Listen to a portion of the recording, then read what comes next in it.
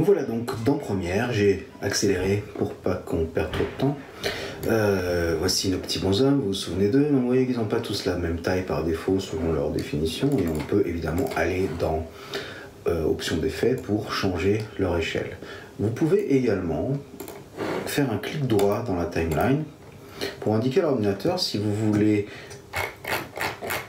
ajuster à la taille de l'image ou régler sur la taille de l'image. Donc si vous faites régler sur la taille de l'image, il va faire en sorte que toute l'image, enfin tout l'élément entre dans l'image. Si vous faites régler la taille de l'image, il va dézoomer. Et ça c'est valable aussi, par exemple si vous tournez en 4K et que vous montez en 2K, eh bien vous pourrez simplement dire si vous voulez set ou scale to frame size pour avoir votre image soit zoomée, soit au contraire ajustée. L'idée maintenant c'est que je vais donc pouvoir attraper mes petits bonshommes et les déplacer. Donc on peut les déplacer exactement pareil que dans Final Cut. L'idée c'est que pour l'instant on ne voit pas où sont les images clés.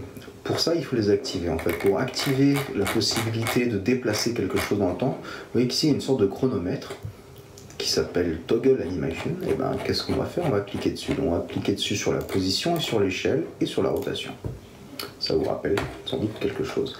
Et je vais ensuite aller ici et vous voyez que là, depuis que j'ai appuyé sur ces petits chronomètres, j'ai ici des images clés. Donc on peut cliquer pour en ajouter et puis se déplacer d'image clé en image clé exactement pareil que sur n'importe quel logiciel. Et donc là, la deuxième, je vais lui dire bah, que tu sois plus gros, je veux que tu aies fait un tour complet en arrière et je veux que tu sois plus bas et que tu sois tout là-bas. Et donc l'ordinateur va se charger de faire toutes les étapes qui mènent à ça. Si évidemment on ajoute des étapes en amont et qu'on veut qu'ils soient immenses, pas de rotation, bah, voilà, on va dire, je sais pas, voilà, comme ça, et bien l'ordinateur fera ça, puis ça.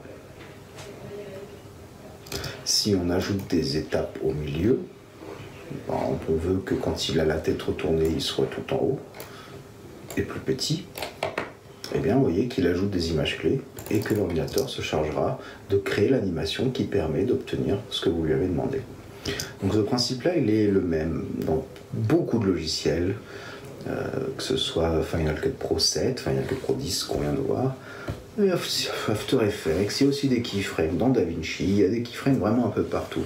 Ce qui est intéressant à noter, c'est que vous avez des keyframes dans beaucoup de choses, donc dans l'opacité, c'est-à-dire que si vous mettez des images clés à l'opacité, vous pouvez créer un fondu. Bon, c'est pas forcément la meilleure façon de faire un fondu, mais c'est disponible.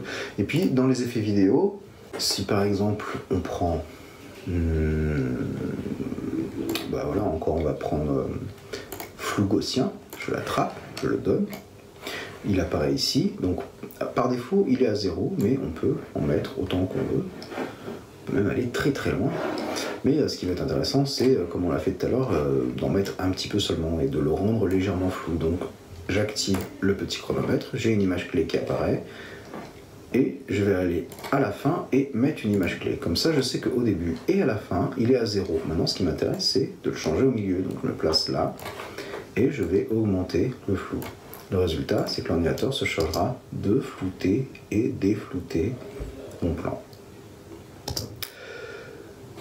Voilà, donc je vous invite, si vous avez Premiere chez vous, à vous amuser à regarder tous les filtres, parce que, alors ils n'auront pas tous des images clés, en tout cas beaucoup moins que sur Final Cut qui a beaucoup d'images clés.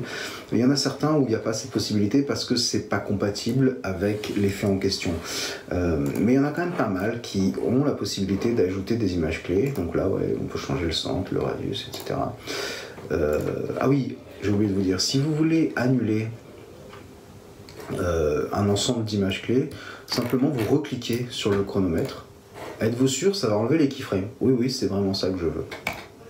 Si en revanche vous voulez enlever qu'une seule image clé, eh bien, alors il faut sélectionner le plan en question, se mettre sur l'image clé et cliquer simplement dessus et il l'enlèvera. Et il reprendra l'animation.